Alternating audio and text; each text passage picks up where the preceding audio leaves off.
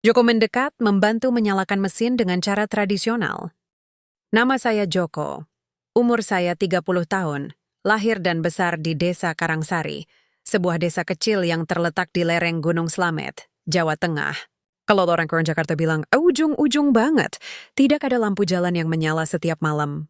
Tidak ada wifi gratis di warung kopi. Dan kalau hujan turun, jalan tanah di depan rumah langsung berubah jadi lumpur pekat yang bisa nyedot sepatu sampai hilang. Tapi buat saya tempat ini adalah surga. Di sini, bau tanah basah setelah hujan lebih wangi dari parfum mahal. Di City tetangga masih saling pinjam garam dan bertegur sapa pagi-pagi dengan senyum lebar. Di sini saya dikenal bukan karena jabatan atau uang, tapi karena saya anak Pak Sarno, petani yang dulu punya sawah paling luas di RT 3. Sebelum akhirnya tanah itu digadaikan untuk biaya pengobatan ibu saya yang sakit keras. Sekarang, saya tinggal sendirian di rumah kayu reot peninggalan orang tua. Atapnya bocor kalau hujan deras, lantainya masih tanah, dan satu-satunya harta berharga saya adalah sabit ngarit warisan ayah. Saya bekerja sebagai tukang ngarit. Kadang disewa petani untuk membersihkan ladang, kadang membantu panen padi, kadang cuma sekadar memotong rumput di pekarangan masjid. Gajinya cuma cukup buat beli beras, minyak, dan bayar listrik bulanan. Tapi saya bersyukur. Setidaknya saya bisa makan 2 kali sehari, punya atap di kepala, dan hati yang tenang. Hidup saya monoton.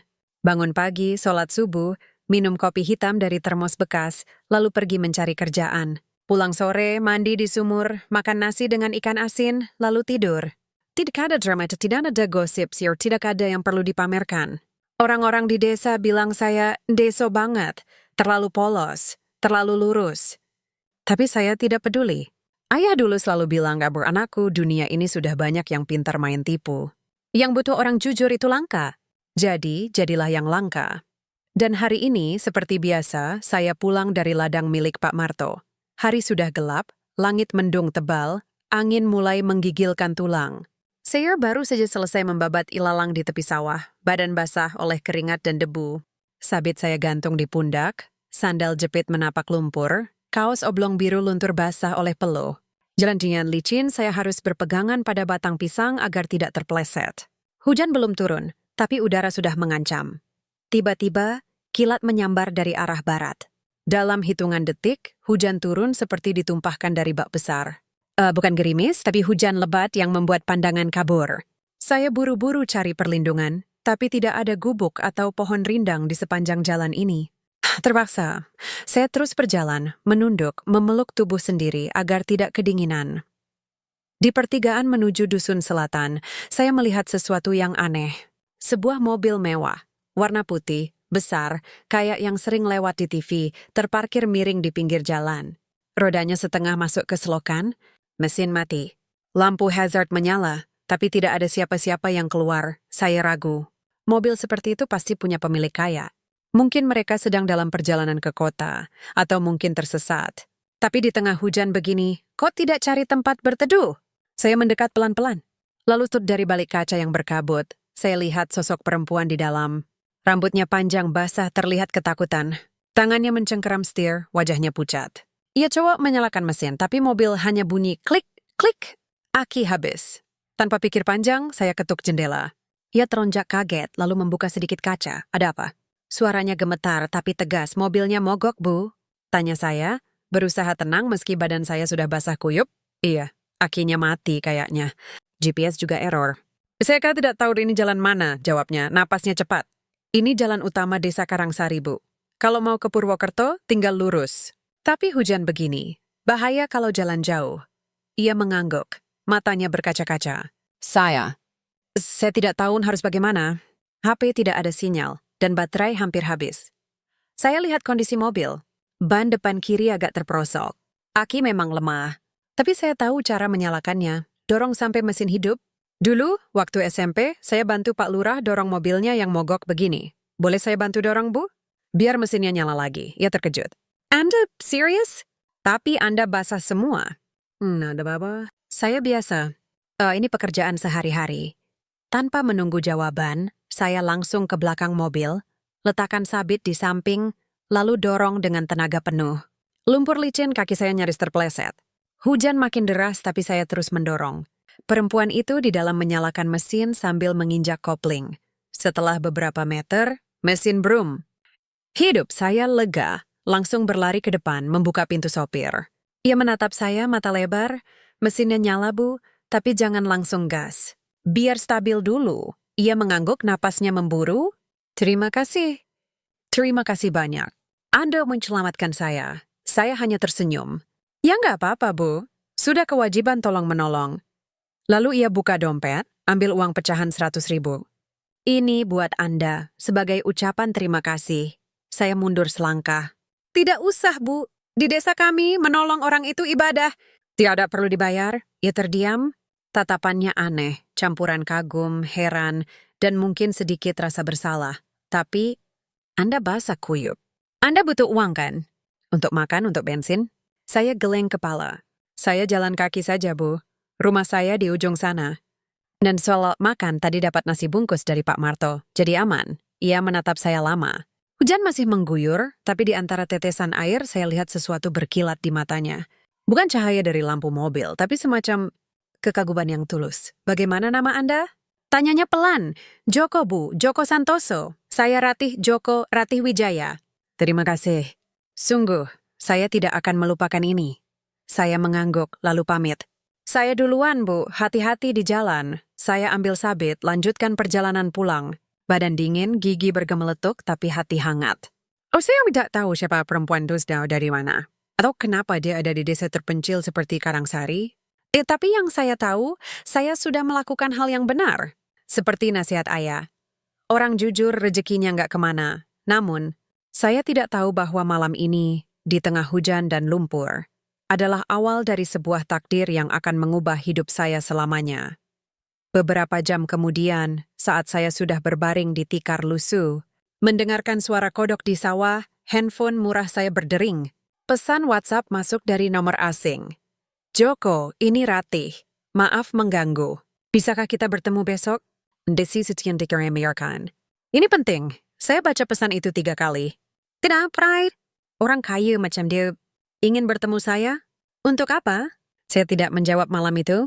Tapi di balik kegelapan, saya merasa ada sesuatu yang besar sedang bergerak. Seperti awan yang mengumpul sebelum hujan. Seperti getaran tanah sebelum gunung meletus. Hidup saya yang sederhana mungkin tidak akan sama lagi. Saya bangun pagi dengan kepala pening. Bukan karena mimpi buruk, tapi karena pesan dari Bu Ratih yang terus menghantui pikiran. Ada sesuatu yang ingin saya bicarakan. Nifreting, apa yang bisa penting antara seorang tukang ngarit dan CEO perusahaan besar? Saya buka HP lagi, baca ulang pesannya. Nada tulisannya sopan, tapi terasa serius. Tidak seperti orang yang hanya sekadar ingin berterima kasih.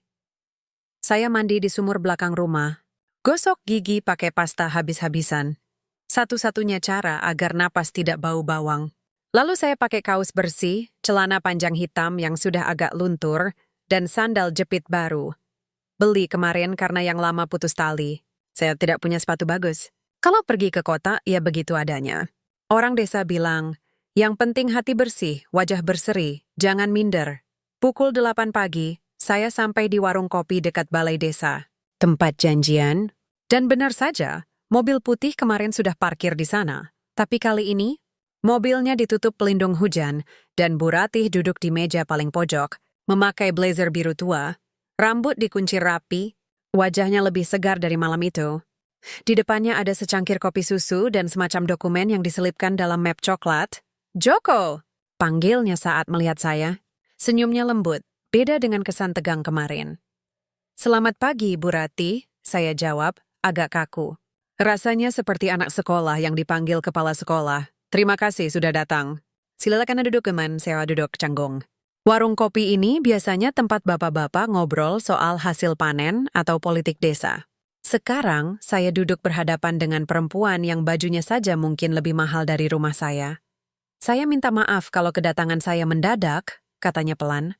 Tapi setelah kejadian semalam, saya tidak bisa berhenti memikirkan Anda. Saya menahan napas. Memikirkan saya? Bukan karena Anda menyelamatkan mobil saya, lanjutnya. Tapi karena Anda menolak uang, padahal Anda jelas hidup sederhana. Basah kuyup, capek, tapi tetap menolong tanpa pamrih. Itu sangat langka di dunia saya. Saya cuma bisa mengangguk. Tidak tahu harus berkata apa. Lalu ia membuka map itu.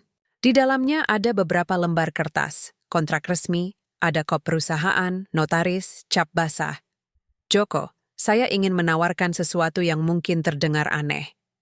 Tapi saya sudah pertimbangkan matang-matang. Saya menelan ludah. Saya ingin Anda menjadi suami saya. Tapi, hanya secara hukum. Sebuah pernikahan kontrak selama 1 tahun. Dunia seperti berhenti berputar. Saya mendengar suara ayam berkokok dari kejauhan, suara motor lewat, tapi semua terdengar samar. Seperti sedang mimpi, maksudnya, nikah palsu? Tanya saya, suara gemetar, tidak sepenuhnya palsu. Secara hukum sah, kita akan menikah di catatan sipil, tapi tidak ada kewajiban ranjang, tidak ada hak waris otomatis, dan setelah 1 tahun, kita bisa cerai secara damai. Dengan kompensasi finansial untuk Anda. Saya tertawa kecil, refleks. Maaf, Bab. Saya kira tadi mau diajak kerja jadi satpam atau apa. Tapi, nikah, Rati tersenyum tipis. Saya tahu ini gila. Tapi tidak sih perlindungan. Bukan dari bahaya fisik, tapi dari orang-orang yang hanya melihat saya sebagai objek. Saya janda, CEO, punya uang, jadi banyak pria, rekan bisnis, investor, bahkan teman lama yang tiba-tiba peduli. Mereka ingin dekat, tapi bukan karena saya, tapi karena posisi saya. Ia menunduk. Saya ingin punya tamang. Seseorang yang bisa membuat mereka mundur. Suami. Meski cuma pura-pura, saya diam. Otak saya berputar cepat. Ini bukan soal uang, meski ia bilang nanti saya dapat uang bulanan, asuransi, bahkan rumah kontrakan di Jakarta. Ini soal harga diri, tapi kenapa saya? Kenapa bukan orang kota? Teman Anda? Rekan kerja? Karena Anda jujur, Joko. Anda tidak peduli siapa saya. Anda tidak butuh saya. Dan itulah alasan saya percaya Anda. Kalimat itu menusuk hati saya. Tidak butuh saya? Difadimbiin dengan perintan selalu ia tambah ke ada tara perlinbi. Tetap jadi diri sendiri. Tinggal di apartemen saya, bertemu putri saya, bulan, tapi tidak ada tekanan. Tugas Anda hanya eksis. Jadi suami saya di acara sosial, di foto media, di rapat keluarga. Selebihnya hidup seperti biasa. Saya terdiam lama. Bayangan desa, sawah, sabit ngarit, ibadah subuh di masjid, semua terasa jauh tiba-tiba. Tapi di sisi lain, ini kesempatan. Bisa bantu warga desa, bayar utang, bahkan bangun rumah yang layak. Tapi apakah saya siap jadi bagian dari dunia yang asing?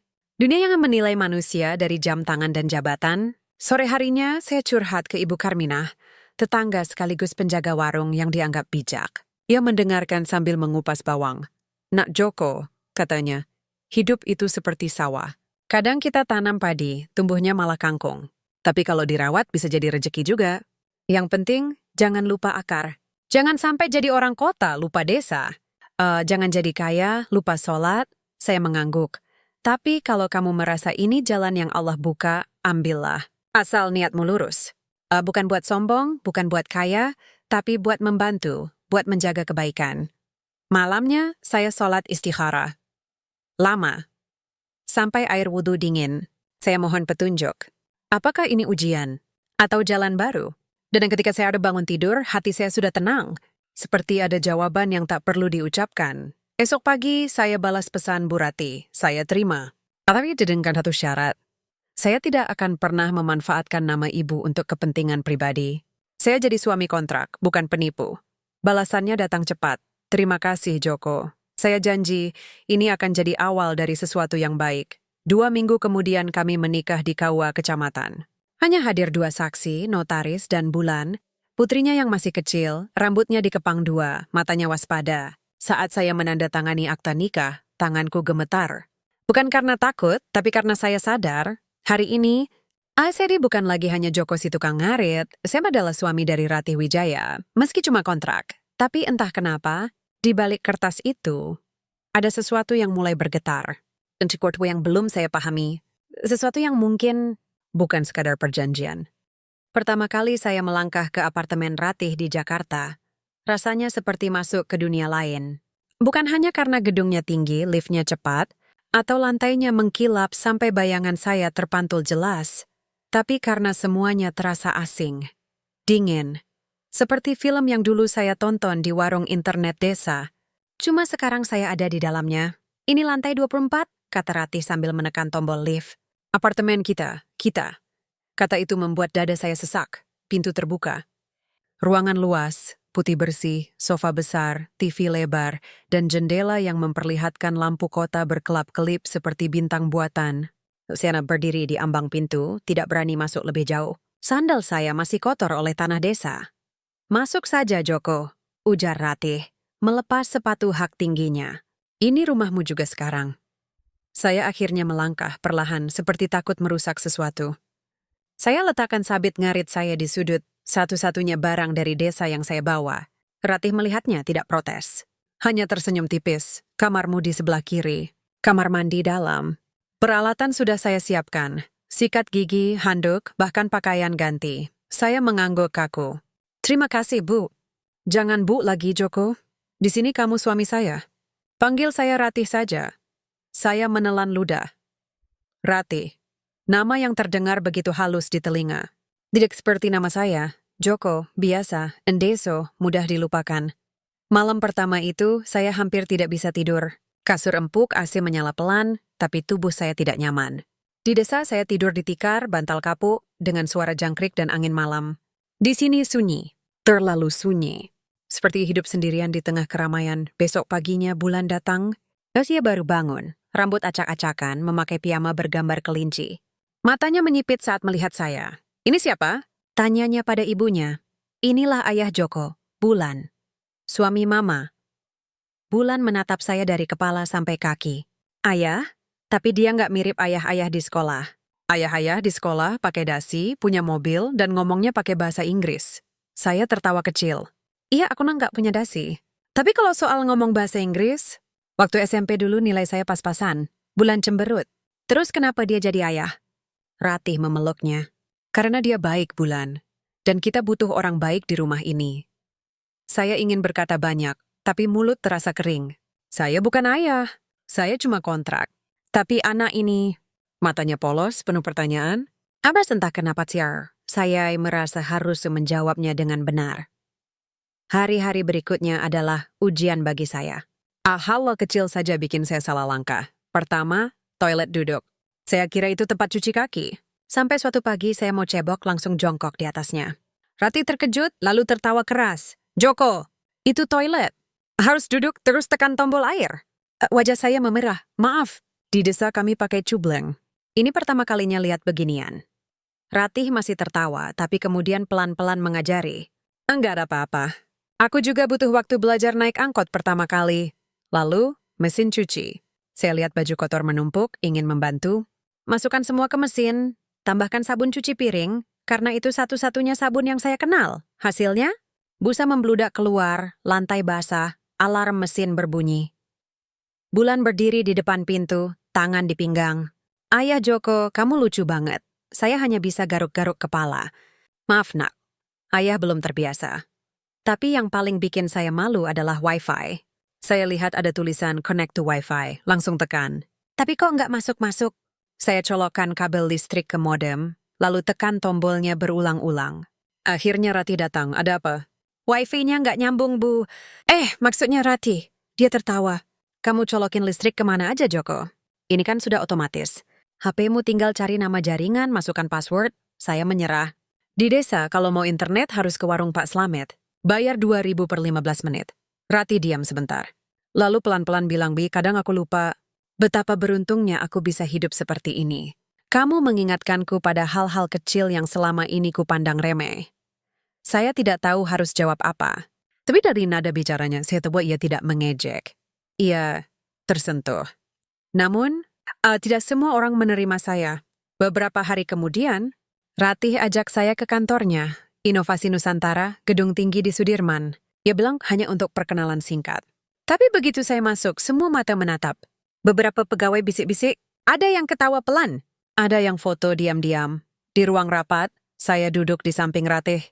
Ia memperkenalkan saya sebagai suaminya. Rekan-rekannya mengangguk sopan, tapi sorot matanya penuh pertanyaan.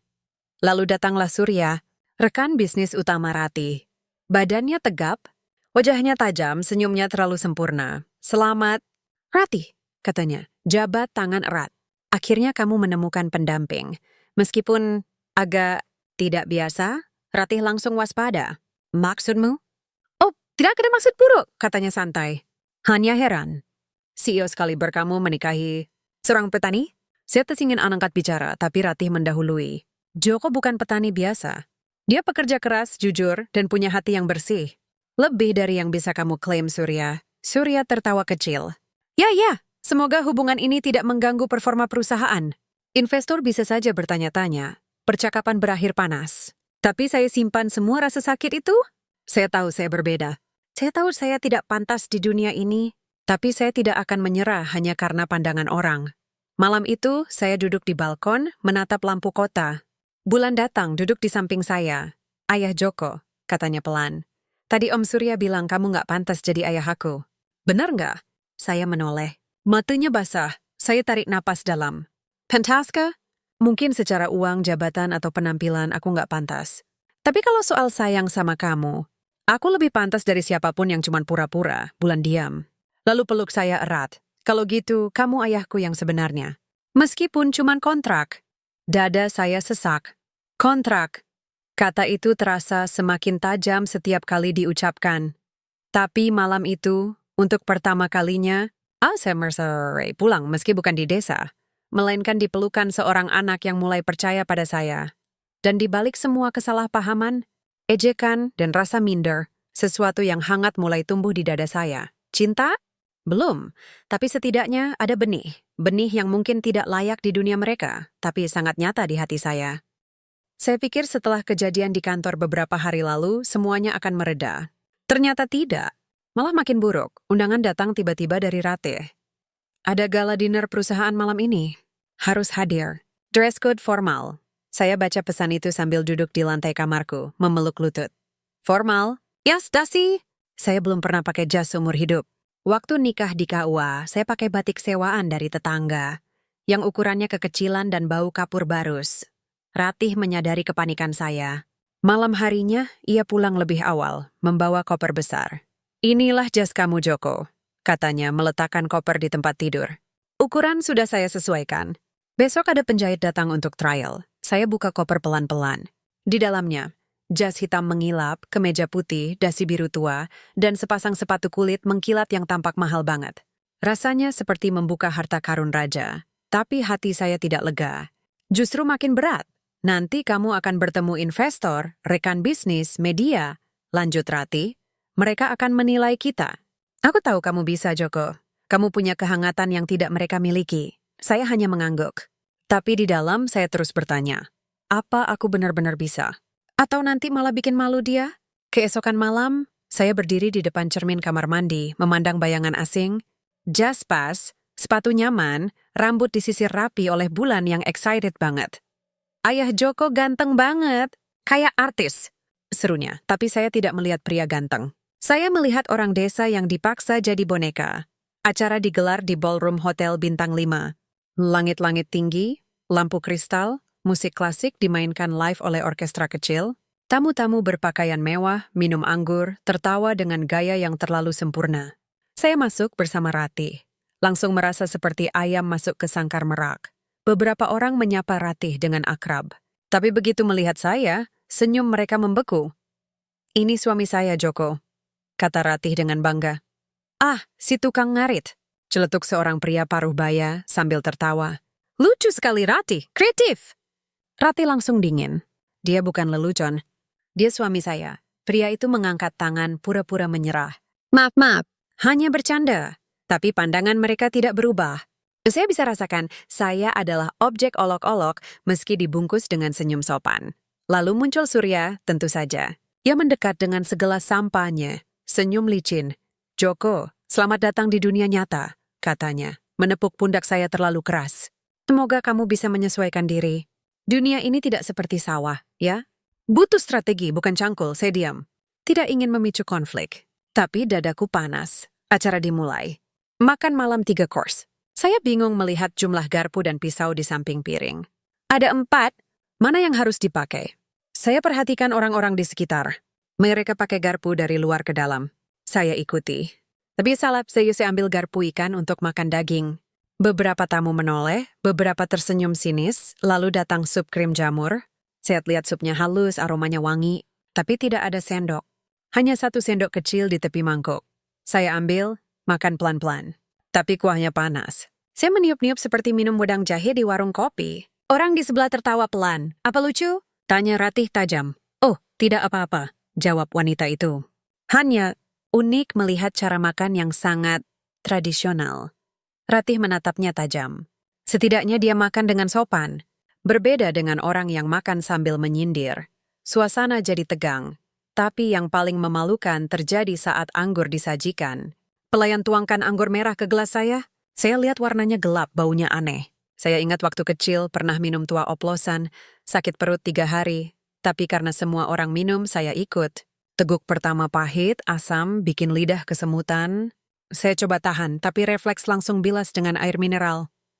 Surya tertawa keras. Wah, Joko! Anggur mahal kok diminum kayak obat? Saya salah tingkah. Lalu, tanpa berpikir, saya ambil botol anggur yang masih separuh penuh, langsung minum dari mulut botol, seperti minum teh botol di warung. Diam, seluruh meja mendadak hening.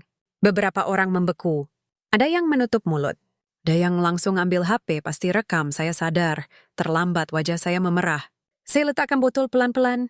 Maaf, saya kira ini minuman biasa. Di desa kalau habis kerja, kami minum dari botol langsung, tawa meledak. Kali ini tidak bisa ditahan, Ratih langsung berdiri. Cukup, Joko adalah suami saya, bukan badut kalian. Kalau kalian tidak bisa menghormati dia, maka kalian tidak menghormati saya sebagai CEO. Suara tegasnya membuat semua orang diam. Ia tarik tangan saya. Ayo kita pulang. Di mobil saya tidak bicara. Hanya menatap jendela, melihat lampu kota yang kabur oleh air mata. Maafkan aku, Ratih, bisik saya. Aku sudah bikin kamu malu, ia menoleh. Matanya marah, tapi bukan pada saya. Kamu tidak perlu minta maaf. Mereka yang harus minta maaf. Dunia ini terlalu sombong, Joko. Mereka pikir uang dan pendidikan bisa mengukur harga diri seseorang. Padahal kamu lebih manusiawi dari mereka semua. Saya menunduk. Tapi di tengah rasa malu, ada sesuatu yang lain, kemarahan. Bukan pada bergada, tapi pada sistem. Kenapa orang seperti saya harus merasa rendah hanya karena tidak lahir di keluarga kaya? Kenapa ketulusan dianggap kekurangan? Beberapa hari kemudian, Ratih datang ke saya dengan wajah cemas. Ada masalah besar di perusahaan, katanya. Presentasi produk baru gagal.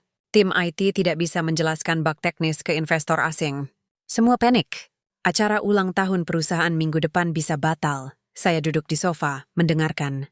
Tidak banyak yang saya mengerti. API, server crash, data latency. Tapi saya tangkap intinya sistem macet, solusi rumit dan bertekanan sangat besar. Sore itu, saya duduk di balkon. Memutar-mutar sabit ngarit yang masih saya simpan di lemari. Melihatnya saya jadi ingat ayah. Dulu kalau arit macet karena tumpul, ayah tidak langsung beli yang baru. Ia asah. Kalau tidak bisa diasah, ia ganti cara. Potong rumput pakai tangan, atau tunggu hujan agar rumput layu. Saya tersenyum tipis. Besok pagi, saya datang ke kantor Ratih tanpa izin. Masuk ke ruang rapat di mana tim sedang meeting darurat. Boleh saya bicara? Tanya saya pelan, semua menatap heran. Termasuk Ratih. Masalahnya kan sistem error ya. Server overload, data lambat, aplikasi crash. Tim IT mengangguk sinis. Yes, tapi kamu ngerti apa soal server? Saya tidak marah. Di desa, kalau alat pertanian rusak, kami tidak langsung beli yang baru. Kami cari cara lain. Kadang manual, kadang pakai trik. Nah, kenapa tidak coba bypass sistem utama dulu? Pakai versi sederhana, sementara tim fokus perbaiki inti? Salah satu programmer mendengus. Itu tidak mungkin. Investor butuh demo real time. Saya ambil whiteboard marker. Bayangkan begini, kayak petani yang mau panen, tapi traktornya rusak. Apa yang dilakukan? Ngotot nunggu traktor diperbaiki? Atau mulai panen pakai tangan dulu biar hasilnya tetap ada? Ruangan hening, lalu kepala tim IT, seorang pria muda berkacamata, membuka laptop. Wait, maksud kamu kita tampilkan versi lightweight dulu? Tanpa fitur kompleks, cuman fungsi dasar? Biar investor lihat progres, sementara back-end diperbaiki. Saya mengangguk. Ya, seperti ngarit. Kalau alat macet, kita ganti cara, bukan ganti alat. Beberapa detik diam, lalu... Gila. Itu... brilliant. Ruang meeting langsung riuh. Tim mulai diskusi cepat. Ratih menatap saya, matanya berkaca-kaca. Sore itu, presentasi simulasi berhasil. Investor puas. No, proyek selamat. Dan saat pulang, Ratih peluk saya erat. Kamu bukan hanya suami kontrak, Joko. Kamu penyelamat. Saya tidak menjawab. Tapi untuk pertama kalinya saya merasa dihargai. Bukan karena jabatan, bukan karena uang, tapi karena cara saya berpikir. Surya melihat semua ini dari kejauhan. Ia tidak tersenyum. Matanya gelap, ancaman belum berakhir. Tapi saya mulai sadar. Di balik kesederhanaan saya, ada kekuatan yang tidak bisa mereka hancurkan dengan ejekan. Karena ketulusan, kadang, adalah strategi terbaik.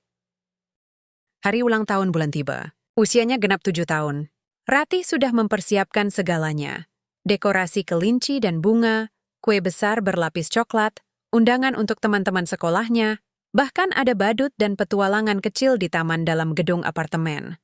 Ia ingin putrinya merasakan kebahagiaan yang dulu sempat hilang sejak ayah kandungnya pergi. Saya juga ikut menyiapkan. Membantu menggantung balon, menyusun hadiah, bahkan belajar membuat origami dari YouTube. Hasilnya jelek, tapi Bulan bilang, "Ayah Joko paling usaha." Saat acara dimulai, saya berdiri di sudut memakai kaos polos dan celana panjang. Sengaja tidak pakai jas. Saya tidak ingin menjadi pusat perhatian. Cukup melihat senyum Bulan. Itu sudah cukup bagi saya. Tapi ketenangan itu hancur saat pintu terbuka. Seorang pria masuk. Tinggi, postur atletis, rambut disisir rapi, wajahnya tajam seperti aktor sinetron. Memakai jam tangan mewah, parfumnya menusuk hidung. Di tangannya sebuah kotak hadiah besar dari toko branded ternama. Semua tamu langsung diam. Ratih membeku, Bulan menoleh. "Mama, itu siapa?" Pria itu tersenyum lebar. "Halo Bulan, ayah datang bawa hadiah. Darah saya." Mendidih Dimas, mantan suami Ratih, ayah kandung Bulan. Pria yang meninggalkan mereka 2 tahun lalu, karena, kata rumor, tidak sanggup menanggung tekanan jadi suami. CEO, saya tidak pernah bertemu langsung, tapi foto-fotonya sering muncul di media. Tampan, karismatik, tapi matanya dingin. Seperti orang yang selalu merasa lebih unggul. Ia berjalan pelan, ilmu radio sehat tanpa menoleh, langsung peluk Bulan erat. "Kamu tambah cantik." "Nak, ayah kangen banget." Bulan tampak bingung. Ia tidak langsung memeluk balik, malah menatap mamanya dengan mata penuh pertanyaan. Ratih akhirnya bergerak. "Apa yang kamu lakukan di sini, Dimas?" "Kita sudah sepakat. Kamu tidak boleh datang tanpa izin." Dimas tertawa kecil. "Hari ulang tahun anakku? Aku punya hak, Ratih. Lagi pula, ya menatap saya akhirnya. Aku penasaran dengan suami barumu." Nada kata suami diucapkannya dengan intonasi yang sengaja dilebih-lebihkan, seperti sedang menertawakan boneka kayu. "Jadi inilah dia? Si tukang ngarit?" Lanjutnya, memandang saya dari atas ke bawah. "Maaf, aku belum tahu namanya. Atau apakah dia punya nama?" Saya mengepal tangan. Tapi tetap tenang. "Nama saya Joko, suami sah Ratih, dan ayah angkat Bulan." Dimas tertawa keras. "Ayah? Kamu pikir bisa jadi ayah hanya karena nikah kontrak? Kamu bayaran Joko, itu saja." Dan cepat atau lambat, Ratih akan sadar kalau dia butuh pria sungguhan, bukan pekerja upahan dari desa. Ratih maju. "Cukup, Dimas. Kamu tidak punya hak bicara seperti itu. Kamu pergi begitu saja, ninggalin kami waktu susah. Sekarang kamu datang seenaknya, mau ambil hati anakmu setelah 2 tahun menghilang? Tidak adil." Wajah Dimas berubah. Dari santai jadi marah. "Adil? Aku yang tidak adil? Kamu yang terlalu sibuk dengan uang dan jabatan sampai lupa jadi istri dan ibu. Aku pergi karena kamu tidak pernah butuh aku. Kamu butuh pengganti mesin pencetak uang." Bulan mulai menangis. "Jangan marah-marah." "Aku takut." Saya langsung menghampiri peluk Bulan. "Tenang, Nak. Ayah di sini." Dimas menatap saya, sinis. "Lihat, dia langsung lari ke kamu. Padahal kamu cuma bayaran." Lucu sekali dunia ini. Acara ulang tahun berakhir kacau. Anak-anak pulang lebih awal. Badut dibayar untuk pergi. Kue tidak dipotong. Bulan mengunci diri di kamar, menangis. Saya tidak tidur malam itu. Di dapur, saya mencuci piring-piring yang tidak sempat dibersihkan. Air mengalir, sabun berbusa, tapi pikiran saya di tempat lain. Wajah Dimas terus muncul. Kadang-kadangnya menusuk. Bayaran, pekerja upahan, bukan ayah sungguhan. Dan yang paling sakit, kamu cuma kontrak. Benarkah saya hanya itu? Saya tidak menyangkal. Saya memang bukan ayah darah dagingnya. Saya memang bukan pria bergelar. Saya bahkan tidak pernah kuliah. Tapi apakah kasih sayang harus diukur dari darah atau gelar? Tiba-tiba, pintu dapur terbuka. Bulan berdiri di ambang, memakai piyama kelinci, matanya sembab. "Ayah Joko." Saya sematikan keran jongkok agar sejajar. "Ada apa, Nak?" Ia mendekat, peluk saya erat. Aku nggak mau ayah pergi. Aku nggak mau punya ayah yang kayak Om Dimas. Dia galak. Dia marah-marah. Tapi ayah selalu sabar. Ayah bantu mama. Ayah main sama aku. Ayah baca dongeng. Ayah masak Indomie pakai telur 2. Saya tersenyum, air mata nyaris tumpah. Jadi, kamu masih mau aku jadi ayahmu? Iya, bisiknya. Meskipun cuma kontrak, aku tetap mau. Dada saya remuk. Kontrak, kata itu lagi. Tapi kali ini, tidak datang dari orang sombong, tapi dari anak yang polos, yang tidak tahu arti harta atau status, hanya tahu siapa yang baik padanya. Saya elus rambutnya. Ayah mungkin bukan ayah darah dagingmu. Tapi selama kamu mau, ayah akan selalu jaga kamu. Bukan karena kontrak, tapi karena aku sayang kamu, Bulan, seperti anak kandungku sendiri. Ia mengangguk, lalu tertidur di pangkuan saya. Saya bawa ia ke kamarnya, selimuti, matikan lampu. Sebelum pergi dia pegang tangan saya, ayah, besok kita bikin origami lagi ya. Ya nak, besok kita bikin kapal laut.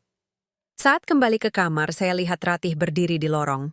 Matanya basah. Kamu dengar semuanya? Tanya saya, ia mengangguk. Aku nggak tahu harus berkata apa. Selama ini aku pikir aku yang melindungi kamu dari dunia ini. Tapi ternyata, kamu yang melindungi kami. Saya hanya tersenyum. Aku cuma melakukan yang seharusnya. Namun, malam itu, sesuatu berubah. Saya tidak lagi melihat diri saya sebagai tukang ngarit yang kebetulan jadi suami kontrak. Saya mulai merasa rumah, dan rumah itu bukan di desa. Tapi di antara dua hati yang mulai percaya pada saya. Seorang anak yang memanggil saya ayah, dari seorang wanita yang mulai melihat saya bukan sebagai tameng, tapi sebagai manusia.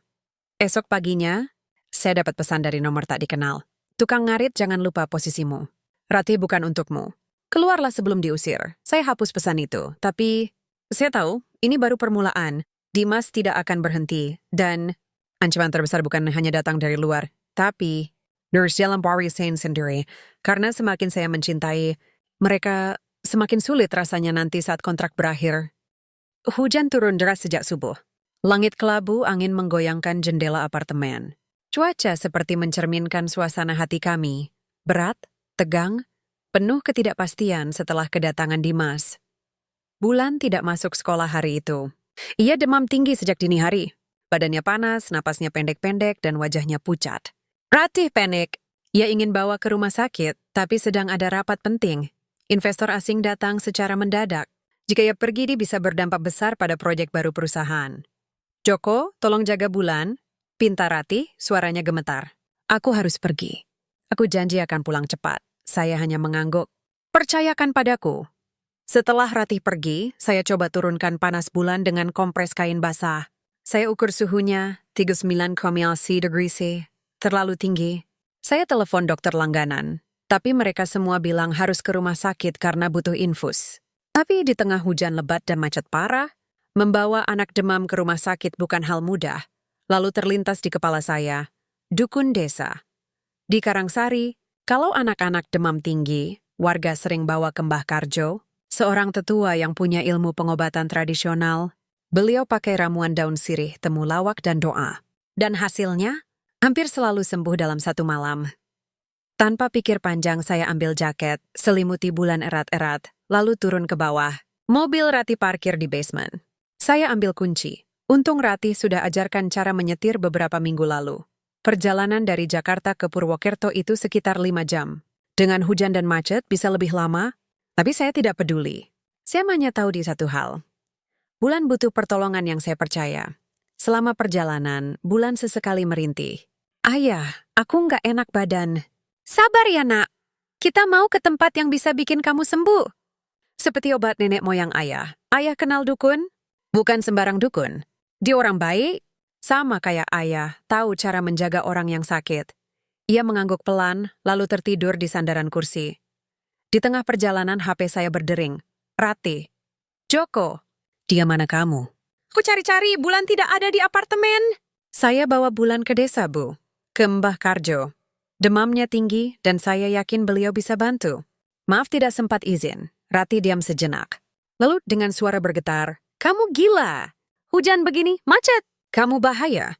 Tapi ini satu-satunya cara yang saya tahu, Bu.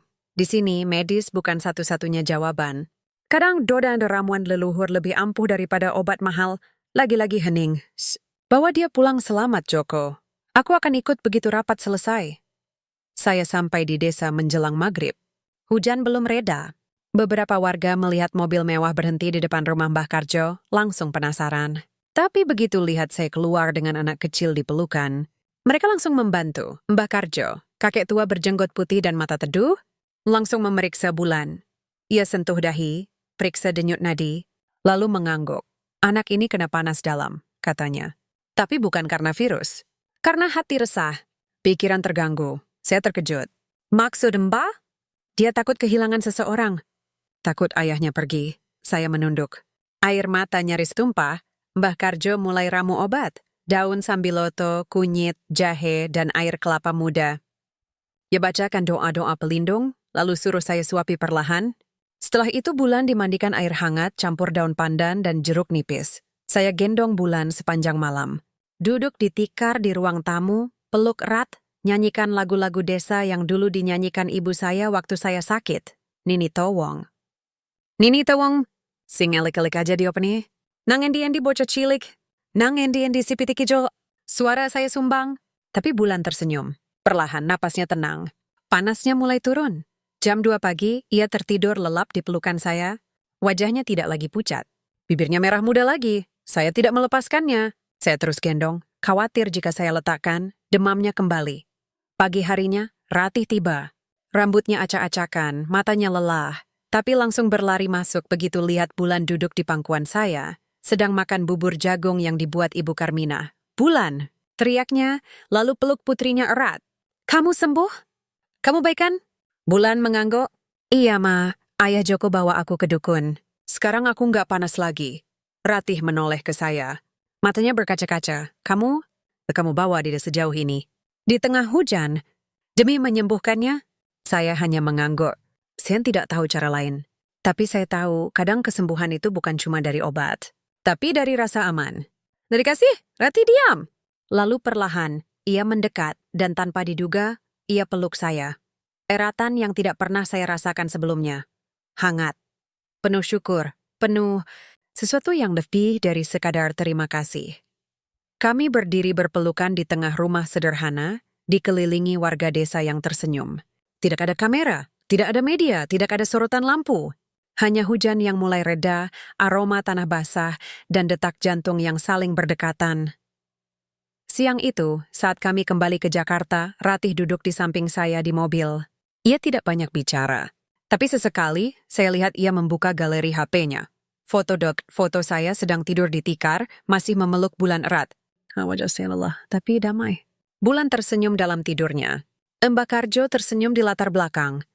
Saya tidak tahu ia memotret. Tapi sore itu, Ratih memperlihatkan foto itu pada saya. Kenapa kamu rela melakukan semua ini? Tanyanya pelan.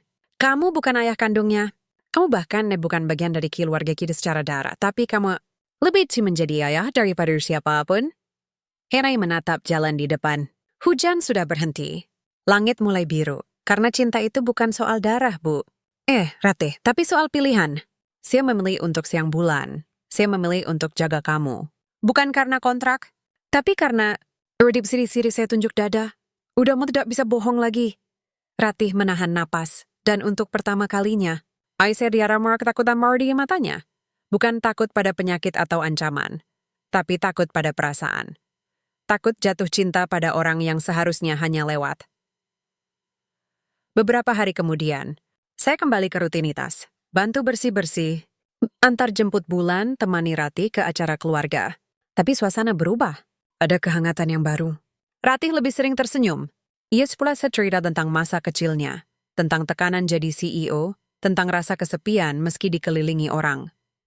Suatu malam ia berkata, sebelum kamu datang aku pikir uang dan jabatan bisa melindungiku. Tapi ternyata yang membuat aku merasa aman adalah kamu. Orang yang tidak butuh apa-apa dariku. Saya tidak menjawab. Tapi malam itu saya sholat sunnah lebih lama dari biasanya. Saya mohon petunjuk karena semakin dekat saya dengan mereka, semakin dalam lubang yang saya gali untuk hati saya sendiri. Dan saya tahu kontrak ini akan berakhir. Tapi cinta tidak pernah minta izin untuk tumbuh. Hari itu seharusnya biasa. Hanya perjalanan pulang dari desa setelah kami menghadiri acara sedekah bumi di Karangsari. Warga sangat senang Ratih dan Bulan mau datang, meski mereka tahu Ratih bukan dari sini. Tapi sikapnya yang rendah hati membuat semua orang menerimanya. Saya duduk di kursi depan mobil, menatap pemandangan sawah menghijau yang basah oleh embun pagi. Angin masuk lembut dari jendela yang terbuka separuh. Bulan tertidur di belakang, kepala bersandar pada bahu Ratih. Ia memeluk boneka kelincinya erat-erat, wajahnya damai. Ratih tersenyum sesekali mengecup kening putrinya. "Terima kasih sudah ajak aku ke sini lagi, Joko," bisiknya. "Aku merasa tenang di desa. Di sisi aku bukan CEO, aku cuma seorang ibu." Saya balas tersenyum. "Di sini juga aku bukan suami kontrak. Aku cuma Joko, tapi rasanya lebih lengkap." Ia menatap saya lama. Ada sesuatu di matanya, hangat, dalam, seperti ingin mengatakan sesuatu yang tertahan, tapi ia hanya mengangguk pelan, lalu kembali menatap jalan. Kami baru saja melewati tikungan tajam di lereng Gunung Slamet. Jalanan sempit, sisi kanan jurang, kiri tebing batu. Hujan semalam membuat tanah agak longsor, tapi masih bisa dilewati. Saya sudah hafal setiap tikungan di jalan ini sejak kecil. Tiba-tiba, dari arah berlawanan, sebuah truk besar melaju kencang, terlalu cepat untuk kondisi jalan yang licin. Lampunya menyilaukan. Rodanya menggilas genangan air, menyemprotkan lumpur ke kaca depan. Ratih langsung pegang setir erat. "Joko, apa dia tidak lihat kita?" Saya melihat truk itu oleng, seperti tidak terkendali. "Minggir, cepat!" Tapi jalan terlalu sempit. Tidak ada ruang untuk manuver. Truk terus mendekat, lajunya gila-gilaan, dan saat truk itu nyaris menabrak kami dari samping, saya melakukan satu hal tanpa pikir panjang. Saya dorong Ratih keluar dari kursi sopir, lalu loncat turun dari mobil yang masih melaju pelan. Saya tarik pintu penumpang, teriak ke Bulan, "Keluar, cepat!" Tapi sebelum Bulan sempat membuka sabuk pengaman, brak! Truk itu menyerempet samping mobil kami dengan keras. Benturan hebat membuat mobil terpental, roda depan kiri terlepas, dan mesin langsung mati. Lebih buruk lagi, tangki bensin bocor, dan percikan api dari mesin truk yang rusak langsung menyambar. Tiupi! Api menyala, cepat, liar, memakan bagian belakang mobil. Saya yang baru saja bangkit dari tanah licin, langsung berlari kembali ke mobil. "Bulan!" teriak saya, panik. Pintu mobil macet. Asap mulai mengepul. Api menjalar ke jok belakang, tempat Bulan duduk. Tanpa ragu, saya pukul kaca jendela dengan batu. Retak. Sekali lagi. Pecah. Saya masukkan tangan, buka sabuk pengaman Bulan, lalu angkat tubuhnya keluar. "Ayah, aku takut." Rintihnya. "Santai, nak. Ayah di sini." Saya letakkan Bulan di tempat aman, lalu berbalik. Ratih masih terjatuh di tanah. Kakinya terluka, tidak bisa berdiri. "Joko, tinggalkan aku. Mobilnya akan meledak." Teriaknya, wajah penuh ketakutan. Saya tidak dengar. Saya kena lari ke arahnya, angkat tubuhnya dengan satu tangan, bawa secepat mungkin menjauh dari mobil. Tapi saat kami baru beberapa meter, dar! Ledakan keras mengguncang udara. Mobil terangkat sebentar, lalu terbakar total. Debu dan bara beterbangan. Saya dorong Ratih ke semak-semak, lindungi tubuhnya dengan badan saya. Dan saat segalanya reda, saya tidak bisa merasakan kaki saya. Darah mengucur dari paha kiri. Terkena serpihan logam tajam dari ledakan. Lengan kanan saya terluka bakar ringan. Napas pendek-pendek, tapi yang paling parah, rasa nyeri menusuk sampai tulang. "Joko!" Ratih menjerit, memeluk saya. "Joko, bangun! Jangan tidur!" Saya mencoba tersenyum. Kamu selamat kan?" "Ya, kita selamat. Tapi kamu harus dibawa ke rumah sakit." Saya mengangguk pelan. Pandangan mulai kabur. Terakhir yang saya ingat adalah suara sirin ambulans, tangisan Bulan, dan wajah Ratih yang basah oleh air mata. Menatap saya seperti dunianya runtuh. Saya terbangun di rumah sakit. Cahaya terang. Suara mesin monitor berdetak pelan. Tubuh saya dipenuhi perban. Kaki kiri dibalut gips, lengan dibalut kain steril. Dokter bilang saya mengalami luka robek otot, trauma ringan, dan butuh operasi lanjutan. Tapi yang pertama saya cari, "Ratih? Bulan?" Suara lemah dari samping. "Kami di sini, Joko." Saya menoleh. Ratih duduk di kursi, matanya merah, wajahnya pucat. Mi Bulan berdiri di samping, memegang tangan ibunya, matanya sembab. "Kamu sudah 3 hari tidak sadar," kata Ratih, suaranya gemetar. Dokter bilang kamu kehilangan banyak darah. Tapi kamu selamatkan kami, dua-duanya. Saya mencoba tersenyum. Syukurlah. Tiba-tiba air mata Ratih jatuh. Kenapa kamu rela mati buat kami, Joko? Kamu bahkan bukan keluarga kami secara darah. Kamu cuma suami kontrak. Kenapa kamu lakukan ini? Diam sejenak. Melihat matanya yang penuh tanya, penuh rasa bersalah, penuh ketakutan kehilangan. Lalu, dengan suara serak saya berkata, karena aku sudah terlanjur cinta. Ruangan hening. Bulan menangis, langsung peluk tangan saya. Ayah, jangan pergi. Aku sayang Ayah Joko. Ratih tidak bicara. Ia hanya menatap saya, matanya berkaca-kaca, bibirnya bergetar. Anda seperti ingin berkata sesuatu, tapi takut. Beberapa jam kemudian, saya tertidur lagi. Tapi kali ini, mimpi saya berbeda. Saya melihat ayah saya, yang sudah lama tiada, berdiri di tengah sawah tersenyum. Anakku, kamu sudah jadi petani hati. Menanam kebaikan di tanah yang asing. Dan hasilnya akan panen lebih dari yang kamu bayangkan. Saya terbangun dengan air mata di sudut mata. Di luar, hujan turun pelan. Tapi di dalam kamar ada sesuatu yang mulai mencair. Perasaan yang selama ini saya pendam. Cinta yang tidak bisa lagi disebut kontrak. Karena cinta sejati bukan lahir dari surat perjanjian. Tapi dari pengorbanan yang dilakukan tanpa pamrih. Dan saya sudah memberikan semuanya, nyawa saya, untuk mereka. Tapi yang tidak saya tahu, Ratih juga sudah kehilangan sesuatu. Hati yang selama ini ia kunci rapat-rapat, dan kini kuncinya sudah pecah. Saya masih terbaring di rumah sakit, tapi tubuh saya mulai pulih. Dokter bilang kalau dalam 2 minggu saya bisa pulang, meski harus pakai kruk selama beberapa bulan. Luka bakar di lengan sudah menutup, dan operasi kedua untuk membersihkan serpihan logam dari otot paha berjalan lancar. Yang paling menyakitkan bukan fisik, tapi ketika Ratih harus pergi ke kantor karena ada rapat penting soal penyelidikan internal perusahaan. Jangan khawatir, Joko, katanya sebelum pergi menggenggam tangan saya erat. Aku akan kembali cepat. Dan nanti kita bicara tentang banyak hal. Ada nada yang berbeda dalam suaranya. Tak seperti biasa. Lebih lembut. Lebih dekat. Seperti janji yang belum diucapkan, tapi malam itu saya tidak bisa tidur. Bukan karena nyeri, tapi karena pikiran. Kejadian kecelakaan terus berputar di kepala. Truk itu melaju terlalu cepat. Terlalu agresif. Dan yang paling mencurigakan, truk itu datang dari arah yang sama dengan jalur yang jarang dilalui kendaraan besar. Jalur itu bahkan sedang dalam perbaikan. Ada rambu penutupan jalan. Lalu, kenapa truk besar bisa lewat? Saya minta HP saya pada suster jaga. Dengan susah payah saya buka galeri foto. Ada satu gambar yang diambil bulan sebelum kami pulang dari desa. Foto truk itu dari kejauhan saat ia melintas di tikungan. Karena zoomnya terlalu dekat, plat nomornya tidak kelihatan, tapi di bagian samping bodi truk ada logo kecil. CV Surya Mandiri Logistik. Darah saya membeku Surya, dan nama yang sama dengan rekan bisnis Ratih. Apakah ini kebetulan? Saya coba cari informasi. Pakai HP murah saya yang lambat. Saya telusuri alamat perusahaan itu. CV Surya Mandiri Logistik ternyata perusahaan pengiriman lokal yang baru berdiri 6 bulan. Dan pemiliknya terdaftar atas nama sepupu Surya. Tapi yang lebih mencurigakan, truk itu seharusnya tidak boleh lewat jalur pegunungan karena muatannya melebihi kapasitas jalan. Yang melanggar aturan. Dan lagi-lagi, mengapa truk itu melaju kencang tepat saat mobil kami lewat? Saya tidak percaya pada kebetulan. Di desa, kami punya pepatah. Kalau ayam mati mendadak, pasti ada racun. Kalau musibah datang 2 kali, pasti ada tangan yang mendorong. Keesokan pagi, saya telepon Pak Marto. Tetangga desa yang dulu sering ngobrol soal politik dan bisnis kecil-kecilan. Pak, tolong bantu saya, kata saya pelan. Cari tahu siapa sopir truk CV Surya Mandiri yang lewat di Jalan Karangsari hari kecelakaan. Dan tanyakan siapa yang bayar dia. Pak Marto langsung mengerti nada saya. Iya Joko, aku cari tahu.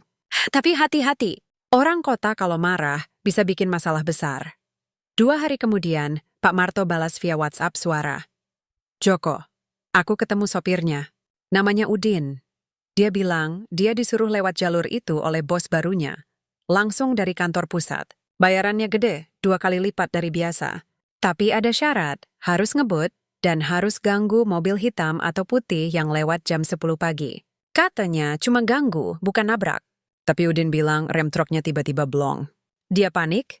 Saya merinding. Ini bukan kecelakaan, ini rencana. Dan satu-satunya orang yang tahu jadwal perjalanan kami adalah Surya. Hanya dia yang Ratih beritahu bahwa kami akan ke desa. Bahkan di grup WA manajemen, Ratih tidak umumkan. Saya langsung telepon Ratih. Ratih, dengar ini. Aku punya bukti. Kecelakaan itu bukan kebetulan. Itu disengaja. Surya, di ujung sana ia terdiam. Apa? Tidak mungkin. Surya temanku. Rekanku sejak awal mendirikan perusahaan, tapi dia iri padamu. Kamu sendiri bilang dia ingin mengambil alih sahammu. Dan setelah aku muncul, kamu jadi lebih kuat. Kamu punya tameng, punya keluarga, punya dukungan emosional. Mungkin dia takut kehilangan kendali. Ratih masih ragu. Tapi, mencoba membunuhku, itu gila, Joko. Bukan membunuh, tapi membuatmu terluka. Menghancurkan reputasimu. Atau bahkan, membuatmu bergantung padanya lagi. Kamu trauma, butuh bantuan, dan dia akan jadi pahlawan. Hening panjang, lalu suaranya pelan. Aku akan selidiki. Tapi kamu jangan gegabah. Kalau salah tuduh, karierku bisa hancur. Saya mengerti. Tapi pinaluri tidak bisa dibohongi. Beberapa hari kemudian Ratih datang ke rumah sakit, wajahnya pucat, mata memerah.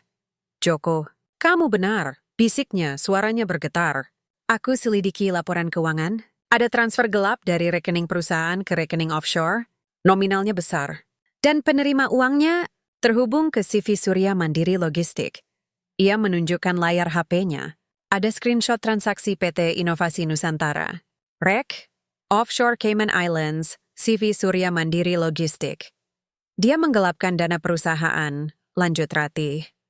Dan dia ingin aku mundur atau mati agar dia bisa ambil alih semuanya. Termasuk asetku, termasuk hidupku. Saya mengepal tangan. Dia harus dihentikan. Tapi Ratih geleng kepala. Polisi tidak akan percaya tanpa bukti kuat.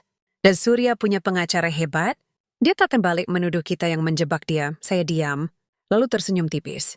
Kalau begitu, kita cari bukti dari tempat yang tidak dia sangka. Maksudmu? Desa. Seminggu kemudian saya dipulangkan ke apartemen dengan kondisi masih lemah. Tapi saya bersikeras ikut. Dengan kruk, saya kembali ke Karangsari bersama Ratih dan Bulan. Kami tidak datang sebagai orang kota. Kami datang sebagai anak desa yang butuh bantuan. Saya ajak Pak Marto, Ibu Karmina, Mbah Karjo, dan beberapa petani lain berkumpul di pendopo. Saya ceritakan semua, tentang Surya, tentang truk, tentang upaya pembunuhan, tentang pencurian dana. Wali, mereka tidak perlu. Tapi begitu saya tunjukkan foto truk dan rekaman percakapan singkat dengan sopir Udin, yang direkam Pak Marto diam-diam, mereka marah. Gila. Mau bunuh warga kita? Teriak Pak Marto. Tapi kita butuh bukti yang bisa diterima polisi, kata Ibu Karmina. Bukan hanya cerita. Lalu Mbah Karjo angkat bicara. Aku tahu satu orang, mantan sopir truk yang dulu kerja di terminal. Sekarang jadi tukang ojek. Dia tahu semua jalur gelap dan siapa yang bayar mahal buat lewat ilegal. Kami temui pria itu, namanya Pak Darno. Ia ingat betul soal truk Surya Mandiri. Karena truk itu sempat nongkrong di terminal semalam sebelum kecelakaan dan sopirnya ketakutan, bilang, ini bukan kerjaan saya. Tapi uangnya gede, saya butuh buat bayar hutang rumah sakit anak. Pak Darno punya catatan harian digital, sederhana tapi lengkap, waktu, nama sopir, plat truk, dan catatan percakapan. Ia rela menyerahkan salinannya sebagai bukti dengan bukti tambahan dari CCTV minimarket di perempatan terakhir sebelum lokasi kecelakaan, yang menunjukkan truk itu sengaja menyalip kendaraan. Lais agar bisa mengejar mobil Ratih, kami kumpulkan semua. Dokumen Ratih serahkan semuanya ke OJK dan Polda Metro Jaya. Investigasi dimulai 3 minggu kemudian. Surya ditangkap, di pengadilan ia tertawa sinis. Orang desa macam dia yang bikin kamu jatuh, Ratih. Dunia ini milik yang punya uang, bukan yang punya hati. Tapi hakim tidak peduli. Bukti kuat. Sidang berlangsung cepat, Surya divonis 7 tahun penjara karena penggelapan dana, percobaan pembunuhan, dan sabotase jalan raya. Lisensi perusahaannya dicabut. Hartanya dibekukan, usai sidang. Ratih berdiri di depan gedung pengadilan, memegang tangan saya dan Bulan.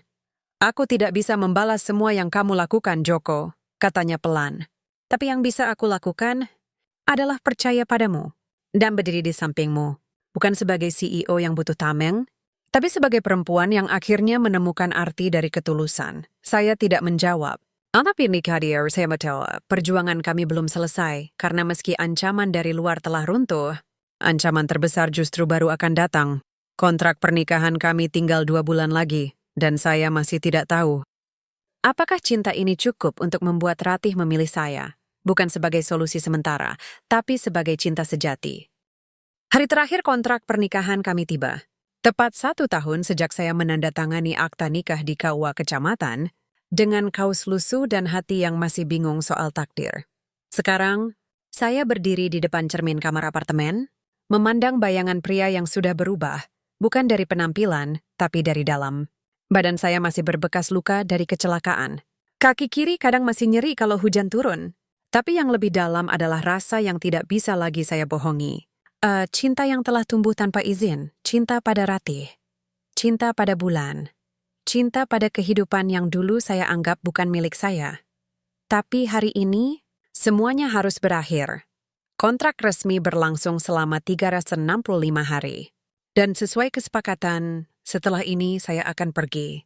Dengan uang kompensasi, asuransi, dan rumah kontrakan yang disediakan perusahaan Ratih sebagai bentuk terima kasih.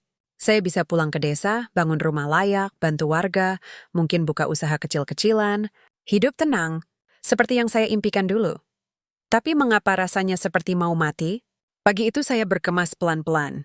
Baju-baju yang dulu asing bagi saya, kemeja lengan panjang, celana bahan, bahkan jas hitam yang pernah membuat saya malu, saya lipat rapi, masukkan ke koper kecil.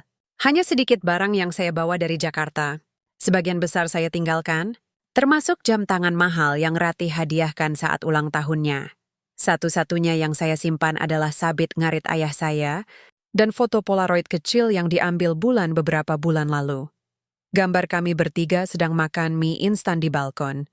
Tertawa karena saya salah masak sampai gosong. Di dapur, Bulan sudah bangun. Ia melihat saya berkemas, langsung berlari. "Ayah, kamu mau pergi?" Saya jongkok elus rambutnya. "Iya nak, kontrak ayah sudah selesai. Tapi, kenapa? Kamu kan sudah jadi bagian keluarga kita." Terus saya menahan air mata. Ayah datang karena ada perjanjian.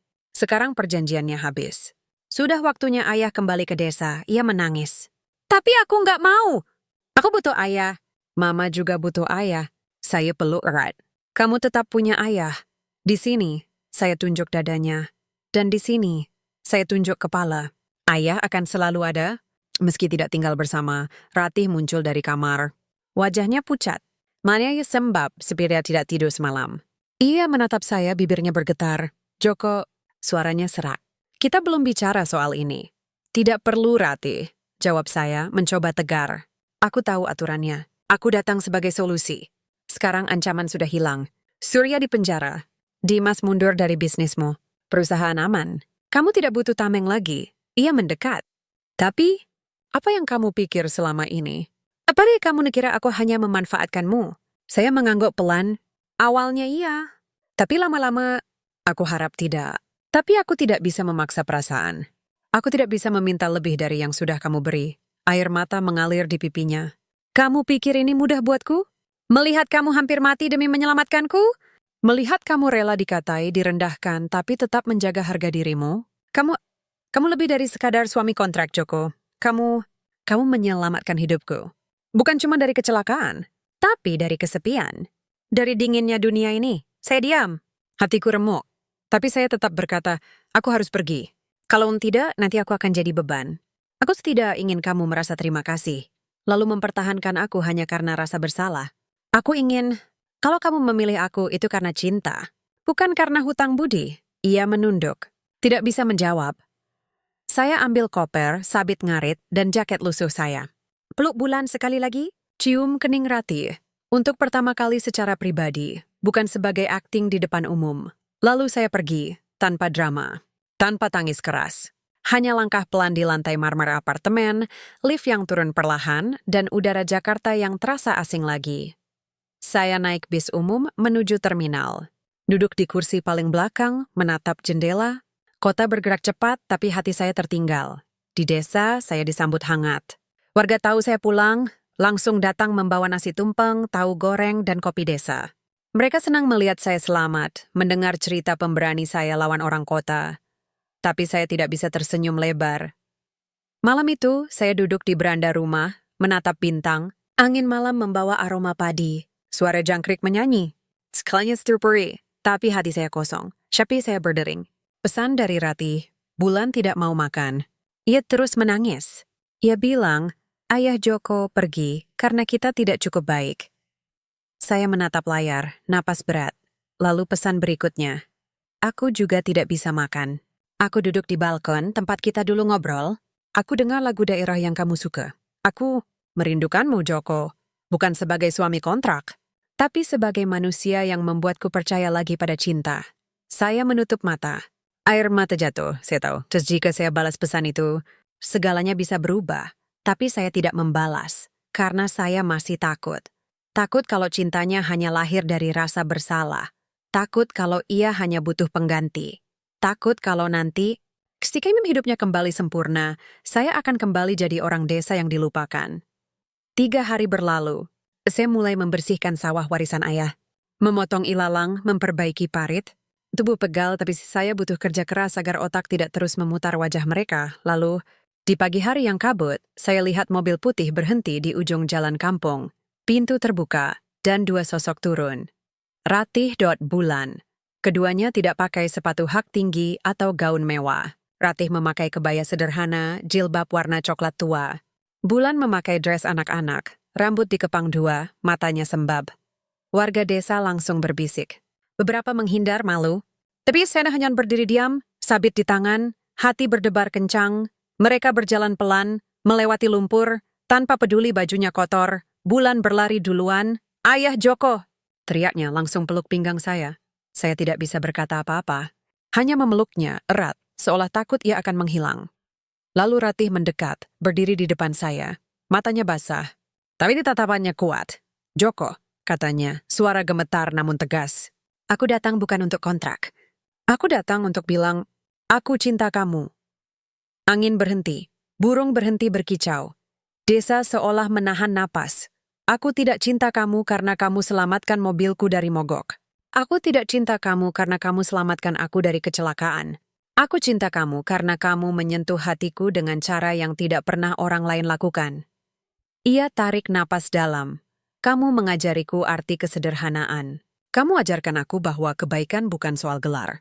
Kamu ajarkan aku bahwa cinta sejati itu tulus. Tidak meminta, tidak menuntut, hanya memberi. Air mata saya jatuh. Aku tidak ingin kamu kembali sebagai suami kontrak.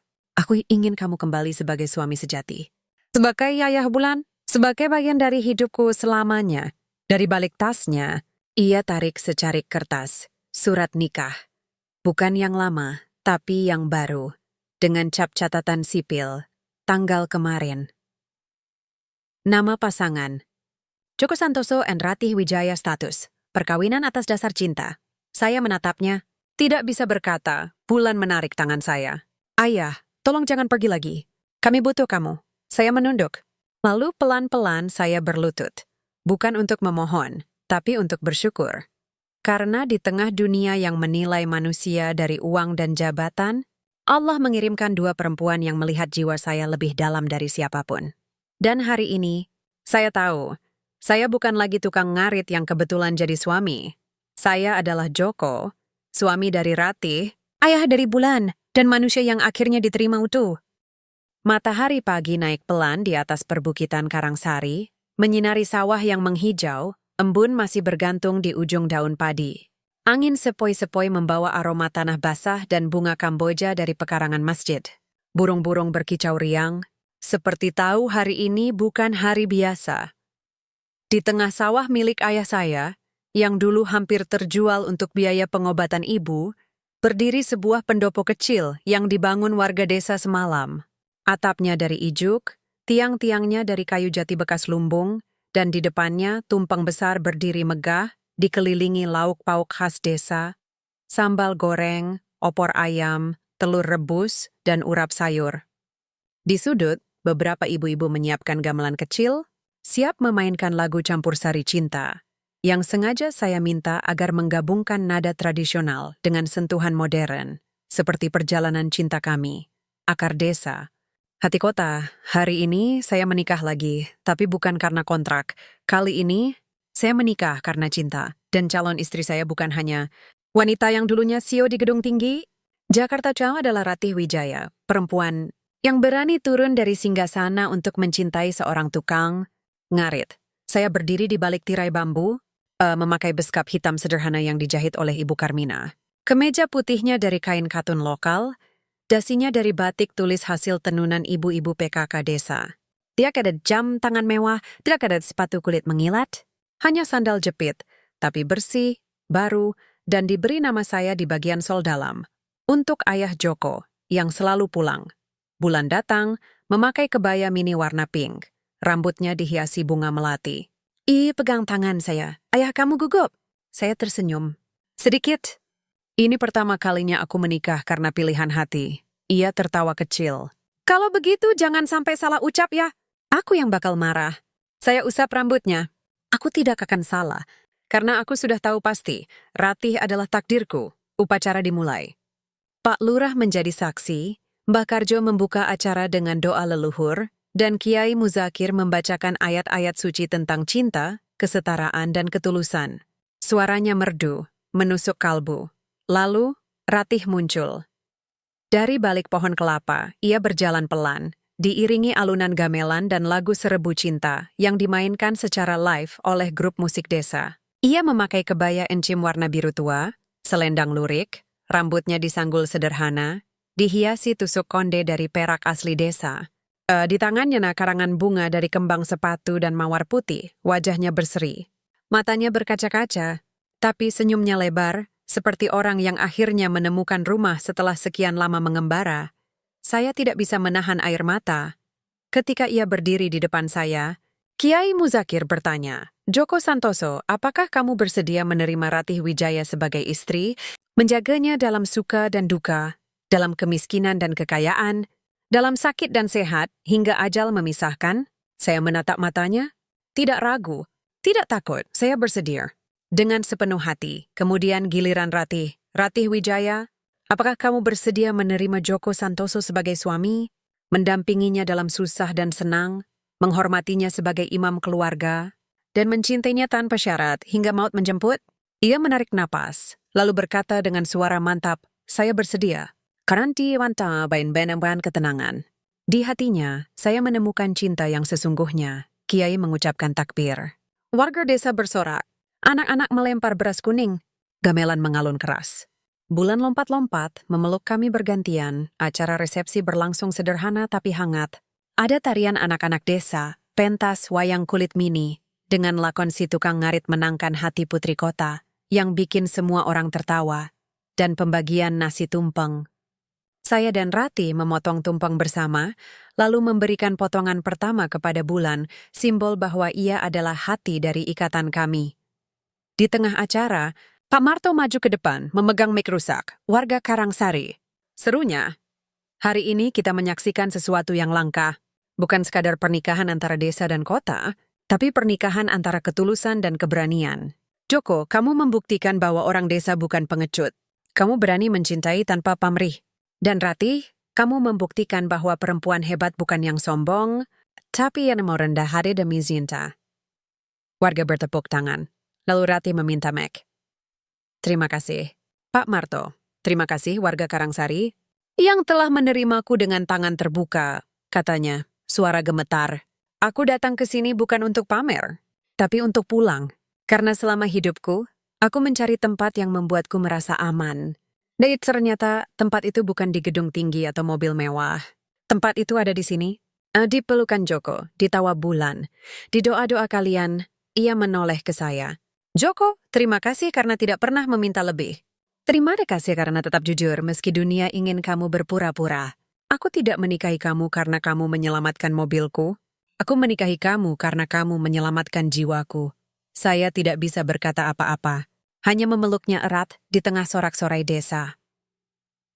Malam harinya, setelah tamu pulang, kami duduk di beranda rumah. Rumah kecil yang diperbaiki warga bersama-sama.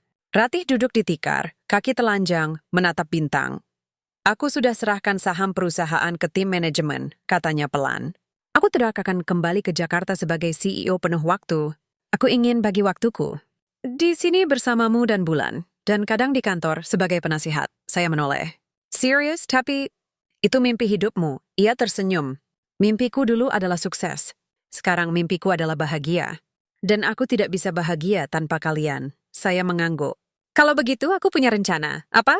Membuka pelatihan untuk pemuda desa. Soal digitalisasi pertanian. Aku lihat sendiri banyak teknologi bisa membantu petani, tapi mereka tidak tahu caranya. Aku mau jadi jembatan.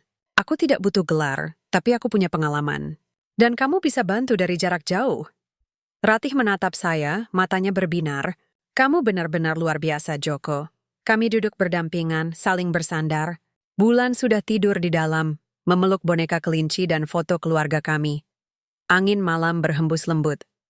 Dan di tengah sunyi desa, saya merasa sesuatu yang belum pernah saya rasakan sebelumnya. Kedamaian. Bukan karena uang, bukan karena jabatan, tapi karena cinta yang diterima utuh.